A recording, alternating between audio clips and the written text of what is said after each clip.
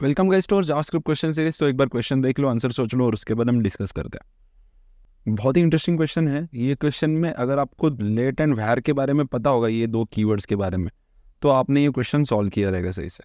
तो चलो देखते हैं।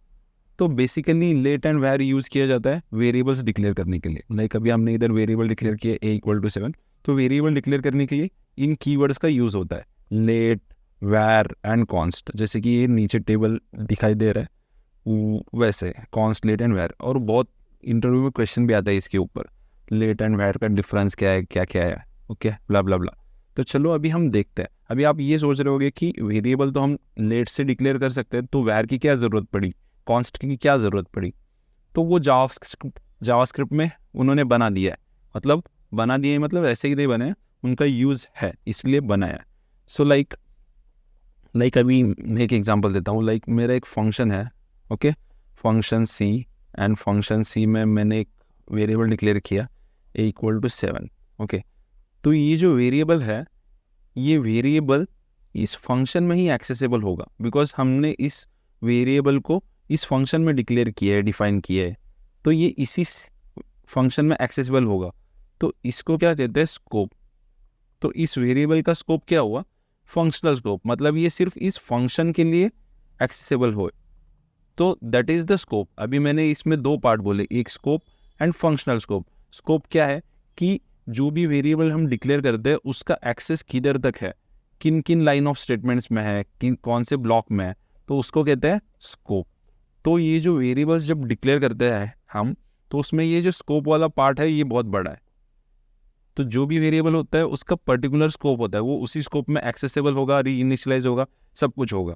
तो ये होगा स्कोप। और उसके बाद मैंने एक पॉइंट बोला था कि फंक्शनल स्कोप, फंक्शन वाला स्कोप, कि उसी फंक्शन में अगर हमने डिक्लेयर किया तो वो उसी फंक्शन में एक्सेस होगा। इसके बाहर अगर मैं जाके अगर console.log करूँगा, ओके, अगर मैं ए प्रिंट करने की कोशिश करूँगा तो ये एरर देगा, बिकॉज ये जो वेरिएबल है हमने इस फंक्शन में डिक्लेयर किया था, इसका और ये बाहर का कुछ लेना देना है ही नहीं। ये ए का स्कोप फंक्शनल स्कोप है। So let is functional scoped. तो इधर दिखा देता हूँ मैं आपको। सो लेट का जो कीवर्ड है जिससे हम वेरिएबल डिक्लेयर करते हैं, तो इसका स्कोप क्या होता है, फंक्शनल स्कोप। तो वो फंक्शन के बाहर एक्सेसिबल नहीं होता। अभी सेम विथ वैर आल्सो, ओके। मैं कॉन्स्ट की बात नहीं करूँगा इसमें मोस्टली ज़्यादा। कॉन्स्ट में और लेट में सिर्फ इतना ही डिफरेंस है कि कॉन्स्ट जो नाम से ही पता चलता है कि कॉन्स्ट कांस्टेंट होता है, वो हम चेंज नहीं कर सकते, सिर्फ इतना ही चेंज है। बाकी लेट एंड कॉन्स्ट तो सेम ही है, ओके। तो ये हमने लेट की बात की। सो वैर जो है, वैर कीवर्ड, ये भी फंक्शनल स्कोप्ड है। मतलब अगर हमने वैर से कुछ वेरिएबल डिक्लेयर किया फंक्शन में और उसको हमने बाहर एक्सेस करने की कोशिश की, ओके, तो वो एक्सेस नहीं होगा, वो भी एरर ही देगा। इसमें बहुत लोग मार खाते हैं। लोगों को लगता है कि वैर जो है ये ग्लोबल स्कोप है, तो अगर हमने फंक्शन में डिक्लेयर किया तो वो बाहर भी एक्सेस होता है। तो नहीं, ऐसा नहीं होता है। वैर इज ऑल्सो फंक्शनल स्कोप। अगर हमने वैर से लेके वेरिएबल डिक्लेयर किया है फंक्शन में, तो वो उसी फंक्शन में काम करेगा, बाहर वो एक्सेस नहीं होगा। तो इसका एग्जाम्पल देता हूँ, मतलब प्रैक्टिकल आपको ध्यान में रखे। अभी ये जो फंक्शन लिखा है, इस फंक्शन में हमने एक वेरिएबल डिक्लेयर किया है बी विथ वैर, और अगर आप यहाँ पर एरर देखोगे बी इज नॉट डिफाइंड, तो मैं console.log कर रहा हूँ फंक्शन के बाहर, तो वो एक्सेसिबल नहीं दिखा रहा है, तो B is not defined, reference error. So ये एरर आएगा। So that is the thing about var. ये बहुत लोग यहाँ पर मार खा जाते हैं कि वैर ग्लोबल स्कोप्ड है, तो वो फंक्शन में डिक्लेयर किया तो भी वो बाहर एक्सेसिबल होता है। तो ऐसा नहीं होता है। अगर आपने फंक्शन में कुछ भी डिक्लेयर किया है, फंक्शन में आपने कौन सा भी लेट, वैर एंड कॉन्स्ट कुछ भी लेकर डिक्लेयर किया है, तो वो उसी फंक्शन में वर्क करेगा, उसके बाहर वो नहीं आएगा। उनका स्कोप होगा फंक्शनल स्कोप। तो दैट्स वाई इधर अगर आप देखोगे तीनों के लिए यस यस यस किया है। अगर हम कोई भी वेरिएबल इन तीनों कीवर्ड से डिक्लेयर करता है, वो भी फंक्शन में, तो उनका स्कोप सिर्फ उस फंक्शन के लिए होगा, वो बाहर नहीं आएगा। ये हो गई फंक्शन स्कोप वाली बात। उसके बाद जो इम्पोर्टेंट पार्ट है वो block scope, okay. So block scope में क्या है, नॉर्मली ये जो कर्ली ब्रेसेस है, ये अगर मैं दो कर्ली ब्रेसेस भी लेता हूँ और इसमें मैं मल्टीपल लाइन ऑफ स्टेटमेंट्स लिखता हूँ, इवन सिंगल लाइन भी लिखा, तो भी ये मेरा एक पर्टिकुलर ब्लॉक हो गया। सो that is about block scope. अभी ये ब्लॉक स्कोप कहाँ कहाँ देखने मिलता है, तो ये एनोनिमस है, इसमें कुछ है नहीं, ये नॉर्मल ब्लॉक स्कोप है। अगर इफ कंडीशन लिखता हूँ, तो इफ कंडीशन का भी ये ब्लॉक है, ओके। इफ भी हम कर्ली ब्रेसेस से स्टार्ट करते हैं और कर्ली ब्रेसेस से एंड करते हैं, ई फॉर, तो इन सब में भी हम ब्लॉक स्कोप यूज़ करते हैं। तो इस ब्लॉक स्कोप में भी अगर मैं एक वेरिएबल डिक्लेयर करता हूँ लेट ए इक्वल टू 7, तो जो भी मैं लेट से डिक्लेयर करता हूँ उनका स्कोप सिर्फ इस ब्लॉक के लिए होगा। अगर मैं इस इफ़ के बाहर अगर मैं कंसोल डॉट लॉग करने की कोशिश करूँ तो ये एरर देगा। So that's the thing about block scope. So let and const are both block scope. उनका स्कोप क्या होगा? ब्लॉक, अगर वो ब्लॉक में डिक्लेयर किए हुए तो ओके। अगर ये लेट बाहर डिक्लेयर किया होता और इसके बाद फिर से एक्सेस किया होता तो ये प्रॉब्लम होता। तो ये डिक्लेरेशन और स्कोप का मामला यही है। तो अभी इसके बाद अभी आप ये सोच रहे होगे कि मैंने ग्लोबल स्कोप के बारे में क्यों नहीं डिस्कस किया। लाइक अभी वैर का बहुत ही इंपॉर्टेंट पार्ट है कि ग्लोबल स्कोप, तो वो भी मैं दिखा देता हूँ ग्लोबल स्कोप है क्या। नॉर्मली अगर मैं एक वैर डिक्लेयर करता हूँ वैर इक्वल टू 18, नॉर्मली एक फंक्शन अभी मेरा नीचे है, फंक्शन के ऊपर मैं डिक्लेयर कर रहा हूँ, अदरवाइज एक स्क्रिप्ट है, स्क्रिप्ट में डिक्लेयर कर रहा हूँ। तो वो जो वैर कीवर्ड है ये मेरे वेरिएबल को लेके जाता है ग्लोबल स्पेस में। वो भी दिखा देता हूँ मैं कि वो वैर को जगह कहाँ मिलती है। ये तीनों लिख दिए मैंने।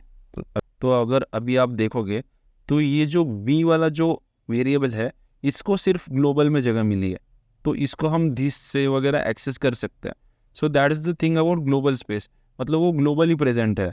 एंड ये जो ए एंड सी जो है इनको स्क्रिप्ट स्पेस में जगह मिली है। करंटली ये कौन से फंक्शन में नहीं है, सो दैट्स वाई ये हमारा स्क्रिप्ट चल रहा है, तो ये स्क्रिप्ट स्कोप में है। अगर मैं फंक्शन में होता तो ये इनका फंक्शन में होता scope. Okay, so that's the thing about script, global and functional scope like that. अभी ये सभी हम फंक्शन में भी लिख लेते हैं एक बार। तो चलो अभी हम इसके अंदर आ गए। तो अगर आप यहाँ पर देख रहे हो ए बी सी तीनों को यहाँ पर जगह मिली है एंड बी का वैल्यू असाइन किया है, सो दैट्स वाई वो उधर दिस वाले स्पेस में है। सो अभी ये तीनों वेरिएबल है ये इधर डिक्लेयर किए ए बी सी इस फंक्शन में, तो ये अभी फंक्शन स्कोप्ड है, इनका स्कोप लोकल है, ये फंक्शन के रिलेटेड ही वर्क करेंगे। अगर मैं फंक्शन के बाहर आ जाऊंगा ओके, तो ये फंक्शन के बाहर आने के बाद ये चले जाएंगे लोकल से। अभी पूरा एग्जीक्यूशन ही खत्म हो गया तो वो स्कोप में कुछ बचा ही नहीं। So that's the part. So ये मैं एग्जांपल दिखा रहा था अबाउट ग्लोबल स्पेस। ओके, तो ग्लोबल कहाँ पे से होता है? तो ग्लोबल नाम के एग्जीक्यूशन कॉन्टेक्स्ट में एक पार्ट होता है ग्लोबल, तो उसके अंदर ये सभी आते हैं वेरिएबल्स विद वैर वाले। उसमें बहुत सारे फंक्शंस एंड ऑल भी होते हैं, बट वैर वाले वेरिएबल्स है वो वहाँ पर सेव होते हैं, वहाँ पर उनको जगह मिलती है। और उसके बाद ये ब्लॉक स्कोप के बारे में बात करना बाकी था। अगर हम ब्लॉक स्कोप में कुछ वैर ए इक्वल टू 7 करते हैं और उसको फिर से बाहर कंसोल करने की कोशिश करते हैं, तो ये जो वैर है ये ऑलरेडी ग्लोबल स्कोप्ड है, इसको ब्लॉक स्कोप है ही नहीं। अगर ये ग्लोबल स्कोप है ऑलरेडी तो इसको हम एक्सेस कर सकते हैं। सो that is about block scope. तो अभी सेम एग्जांपल हम देखेंगे। ओके, ये किया मैंने कंसोल, अभी इसको रन करता है। ये अभी ये जो है मेरे ग्लोबल में सेव हुआ, तो अगर आपको आउटपुट देखना है so this is the output. तो ये वैर जो वेरिएबल डिक्लेयर करते हैं वैर से लेके, तो उसको कुछ फर्क नहीं पड़ता ब्लॉक स्कोप का, वो ऑलरेडी ग्लोबल स्पेस में ही चला जाता है। अभी फिर से मैं ये करता हूँ, तो अगर आप यहाँ पर देखोगे तो ये जो वेरिएबल डिक्लेयर हुआ है ए वाला, तो ये ग्लोबल स्पेस में डिक्लेयर हुआ है। सो दैट्स वाई वो ब्लॉक से एक्सेसिबल है और ब्लॉक के बाहर भी एक्सेसिबल है। तो ये हो गया सभी स्कोप के रिलेटेड। अभी हम हमारे क्वेश्चन के नज़दीक भी नहीं है, तो अभी हमारा क्वेश्चन क्या करेगा? तो अभी हमारे क्वेश्चन में जैसे अभी पहले लाइन में क्या है कि लेट ए इक्वल टू 7, तो पहले लाइन में ए नाम का वेरिएबल डिक्लेयर किया है, मतलब ये स्क्रिप्ट स्कोप में ए जो है ये डिक्लेयर किया है, ये वेरिएबल डिक्लेयर हुआ है 7, ए को जगह मिल गई, सो दिस इज ए 7। उसके बाद ब्लॉक स्कोप में आ गए, ब्लॉक स्कोप में आने के बाद फिर से वेरिएबल हमने डिक्लेयर किया है वैर ए इक्वल टू 7। तो इस बार हमने वैर यूज़ किया है, तो वैर यूज़ किया है तो वैर तो ग्लोबल वाला बंदा है और करंटली हमारा ये फंक्शन स्कोप तो नहीं है। तो ये जो लेट ए जो है ए नाम का वेरिएबल ऑलरेडी हमारे एग्जीक्यूशन कॉन्टेक्स्ट में है, तो अगर मैं फिर से ए को डिक्लेयर करने जाऊँ तो वो एरर देगा, बिकॉज सेम नेम के वेरिएबल्स हम डिक्लेयर नहीं कर सकते, तो वो इसी लाइन पे एरर देगा, तो वो इस लाइन के आगे जाएगा ही नहीं। सो दैट्स द इशू, तो वो इधर ही एरर देगा। तो चलो ये रन करके देखते हैं, और ये रन करता हूँ तो यहाँ पर एरर है, ए इज ऑलरेडी डिक्लेयर्ड, बिकॉज ये जो ए है ये ऑलरेडी हमारे एग्जीक्यूशन कॉन्टेक्स्ट में है, तो उसी नाम का वेरिएबल फिर से डिक्लेयर नहीं हो सकता। तो अभी यही क्वेश्चन अगर मैं ये जो वेरिएबल var है, ओके, var की जगह मैं इसको लेट कर दूं, ओके, तो लेट करने के बाद क्या होगा, ये जो ब्लॉक स्कोप में फिर से a को जगह मिलेगी। अगर मैं यहाँ पर करता हूँ लेट a इक्वल टू 18, तो ये जो a है ये फिर से डिक्लेयर होगा यहाँ पे, तो इसकी वजह से ये लेट करने के बाद ये कोड चल जाएगा, और ये जो a है इसमें ये ऊपर वाला जो a है ये प्रिंट हो जाएगा 7, बिकॉज इसका a का जो स्कोप है ये ब्लॉक स्कोप है, ये इसी ब्लॉक में वर्क करेगा और इसका स्कोप भी उधर ही खत्म हो जाएगा। तो चलो ये भी एग्जांपल देखते हैं, इससे तो आपको पता है चलना ही चाहिए। अभी मैं ये करता हूँ रिफ्रेश, ओ इधर भी एक बार डिबगर लगा देता है, यस। तो अगर आप यहाँ पर देखोगे तो ये जो ब्लॉक वाला है, ये ब्लॉक के अंदर हमने एक वेरिएबल डिक्लेयर किया था a इक्वल टू 18, बिकॉज हमने इसको लेट के साथ डिक्लेयर किया था, तो इसको ब्लॉक में जगह मिल गई, ब्लॉक स्कोप में, तो इस बार इसने एरर नहीं दिया। और उसके बाद ये जो ऊपर वाला a है ये ऑलरेडी स्क्रिप्ट स्कोप में सेव हुआ है, तो इसको भी एरर नहीं आया। तो पहला a जो है ये प्रिंट करेगा 18, बिकॉज करंटली हम ब्लॉक में है, तो वो 18 प्रिंट करेगा। और उसके बाद अगर हम नीचे जाएंगे तो वो नीचे वाला क्या प्रिंट करेगा, 7, तो इनसाइड के सामने 18 प्रिंट किया और 7 प्रिंट किया। सो that is the important thing about scope and all. तो हमारा क्वेश्चन तो एरर देगा बिकॉज हमने वैर यूज़ किया था। सो दैट्स इट गाइज, अगर अच्छा लगे तो लाइक शेयर कमेंट कुछ ना कुछ करो यार, एंड थैंक यू गाइज।